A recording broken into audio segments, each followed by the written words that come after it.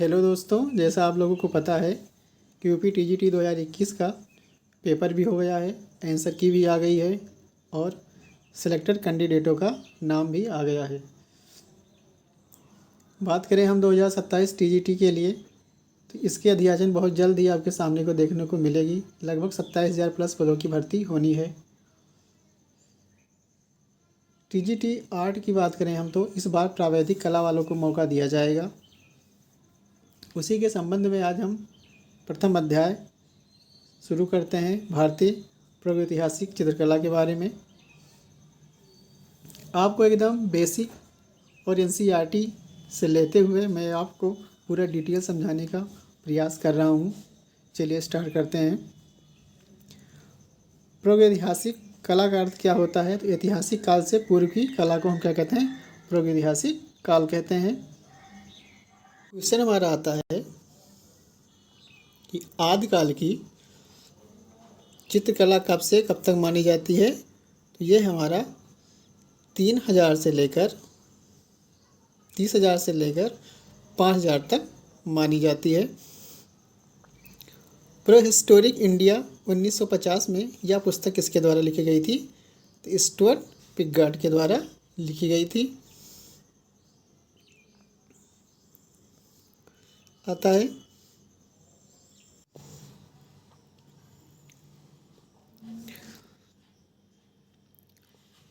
प्राचीनतम मानव सभ्यता के अवशेष कहाँ से मिलते हैं? तो जेरिको फिलिस्तीन से मिलते हैं। भारत में मानव का सर्वप्रथम साक्ष्य कहाँ से मिला? तो नर्मदा घाटी मध्य प्रदेश से मिला हुआ है ये।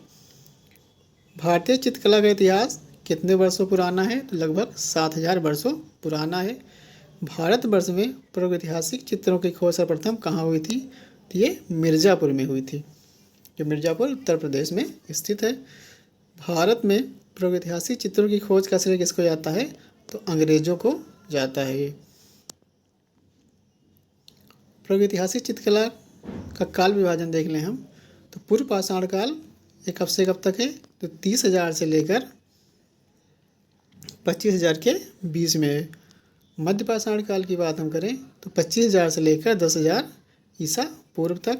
नव पाषाण काल की बात करें तो 10,000 ईसा पूर्व से लेकर 5,000 या 3,000 ईसा पूर्व तक माना गया है। काल अनुसार विस्तृत जानकारी एक बार देख लें तो पूर्व पाषाण जिसे कहते हैं मेगालिथिक एज कहते हैं।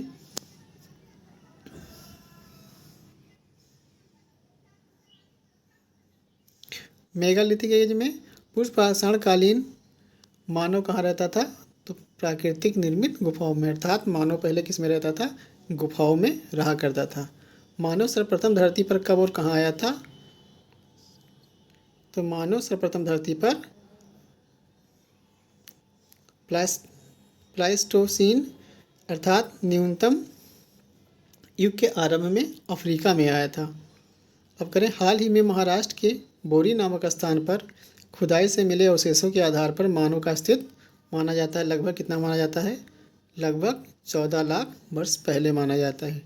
पूर्व पाषाण काल युग का मानव कैसा था? तो पूर्व पाषाण काल का मानव शिकारी था और ये खाद्य संग्राहक था। खाने के लिए उधर उधर भटकता रहता था और जानवरों को मारकर अपना पेट भरता था।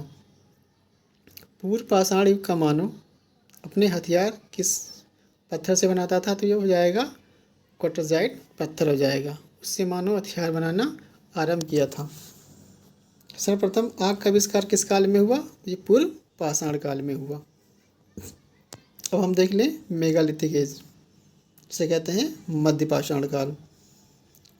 संक्रमण काल किसे कहा जाता है? संक्रमण काल किसे आता है? मध्य पाषाण काल को कहा जाता है। मध्य पाषाण काल के औजार कैसे थे? तो माइक्रोलिथिक थे, अर्थात छोटे छोटे औजार रहते थे। भारत का सबसे बड़ा मध्य पाषाणकालिक स्थल कौन सा था? तो बागोर भीलवाड़ा जिला, कटोरी नदी घाट पर। सर्वप्रथम समाधान या दास प्रक्रिया शुरू कहाँ से हुई थी?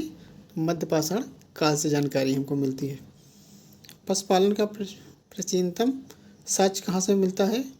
तो प्राचीनतम साक्ष्य हमको मिलता है आदमगढ़ मध्य प्रदेश और बागोर राजस्थान से पशुपालन का जानकारी हमको प्राप्त होती है। अब हम देख लें नवपाषाण काल को देखते हैं। किस काल के मानव ने सर्वप्रथम कृषि कार्य शुरू किया था? तो हो जाएगा नवपाषाण काल। पहिए का आविष्कार सर्वप्रथम किस काल में हुआ? तो नवपाषाण काल हो जाएगा। कृषि के लिए अपनाई गई सबसे प्राचीन फसल कौन सी थी? जौ थी, और दूसरी फसल हमारी गेहूँ थी। मनुष्य में अस्थायी निवास की प्रवृत्ति सर्वप्रथम किस काल में हुआ? नवपाषाण काल में बस्ती बनाकर मनुष्य रहने लगा। सर्वप्रथम किस काल के मानव ने चित्रकला का प्रयोग किया था? तो नवपाषाण काल के मानव ने चित्रकला का प्रयोग किया था।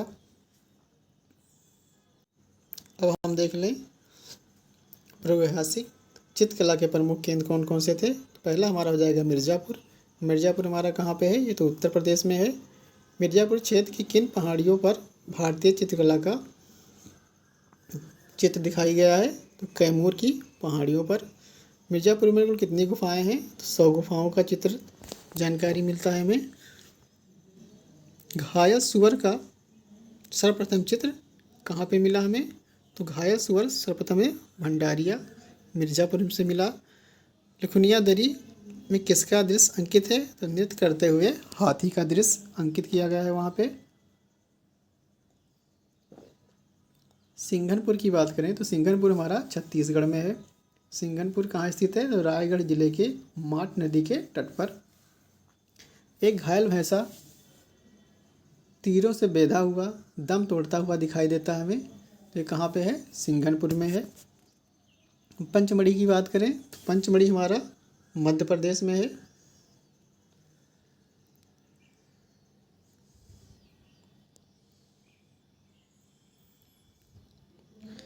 पंचमढ़ी की खोज सर्वप्रथम किसने किया था? सर्वप्रथम जी.आर. हंटर महोदय ने 1932 में, उसके बाद डी.एस. गार्डन महोदय 1936 में किया था। पंचमढ़ी के चित्र ज़्यादातर किस रंग के रंगे हुए हैं? तो सफ़ेद रंग के। पंचमढ़ी के चित्र को क्या कहा जाता है? तो रक्त की पुतलियाँ कहा जाता है। हम देख लें होशंगाबाद। तो होशंगाबाद हमारा कहाँ है? होशंगाबाद आदमगढ़ या नर्मदा नदी के तट पर स्थित है। यहाँ पर हमको जिराफ समूह का चित्र मिलता है। एक गुफा है जहाँ पे जिराफ चित्र का समूह का चित्र दिखाई देता है। तो कौन सा है वो? होशंगाबाद। शिलान्यास मतलब गुफा संख्या हम कह सकते हैं, तो गुफा संख्या 10 है। भीमबेटका हमारा भीमबेटका की खोज किसने किया था? तो प्रोफेसर बी.एस. वाड़कर 1957-58 के आसपास में इन्होंने खोज किया था। भीमबेटका हमारा किस जनपद में आता है? तो ये भीमबेटका हमारा रायसेन मध्य प्रदेश भोपाल के पास स्थित है। मध्य प्रदेश भोपाल के पास। भीमबेटका की कितनी गुफाएं हैं जो यूनेस्को के साइड में घोषित की गई हैं? 2003 में। भीमबेटका के शैल चित्रों में सबसे अधिक कौन सा रंग प्रस्तुत किया गया है? तो लाल। लाल किससे बनता था उस समय? गेरू से बनता था। महत्वपूर्ण पुस्तकें हैं और उस समय के प्रमुख लेखक हैं। तो प्रागैतिहासिक भारतीय चित्रकला, इसके राइटर थे डॉक्टर जगदीश गुप्ता जी। दूसरा हो जाएगा हमारा rock painting of Mahadev hills 1936 में लिखी गई पुस्तक डी.एच. गार्डन के द्वारा। प्रीहिस्टोरिक पेंटिंग 1958 ईस्वी में एलन बार्ट्रिंग महोदय के द्वारा। प्री हिस्टोरिक इंडिया 1950 में लिखी गई थी स्टुअर्ट पिगॉट के द्वारा। Over history in India art 1952 में लिखी गई थी, ये किसके? असित कुमार हालदर के द्वारा। इंडियन पेंटिंग 1929 में पारसी ब्राउन के द्वारा लिखा गया था। अब देखते हैं हम प्रमुख प्रागैतिहासिक चित्र व उनके स्थान। तो घायल सुअर का जो चित्र है कहाँ पे मिला था हमें? भंडारिया मिर्ज़ापुर से मिलता है। महामहिष का चित्र हमें आदमगढ़ होशंगाबाद से मिलता है। गैंडे का आखेट का चित्र हमें कहाँ से मिलता है? घोड़मपुर मिर्ज़ापुर से मिलता है। यहाँ पे गैंडे का आखेट है। पहिएदार गाड़ी का बिंडम मिर्ज़ापुर से मिलता है हमें। बारहसिंगे का आखेट लखनिया मिर्ज़ापुर से मिलता है। मोर का हमें आदमगढ़ होशंगाबाद से मिलता है। और जिराफ समूह हमें आदमगढ़ पहाड़ी पर होशंगाबाद के पास स्थित है, वहाँ पे मिलता है। शिकार मित्र का चित्र में भीमबेटका मध्य प्रदेश से मिलता है और शहद एकत्रित करते हुए का चित्र हमें कहाँ मिलता है, वो पंचमढ़ी में मिलता है।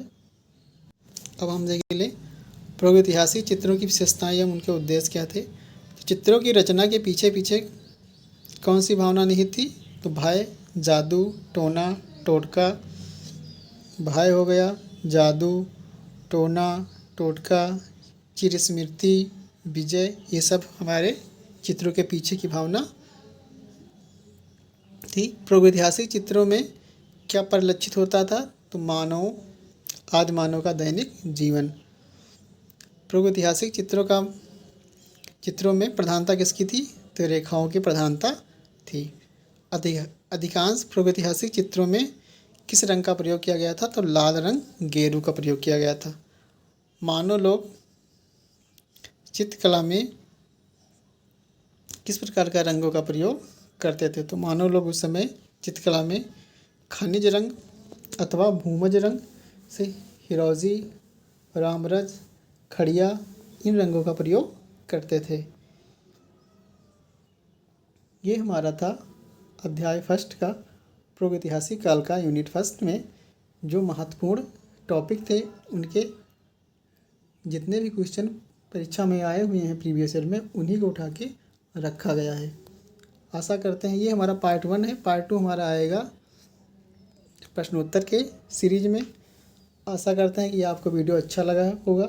अच्छा लगा है तो आप हमारे चैनल को लाइक और सब्सक्राइब कर दीजिएगा। हम पूरा सिलेबस इस वीडियो के माध्यम से आपको पूरा कवर करवा देंगे। धन्यवाद।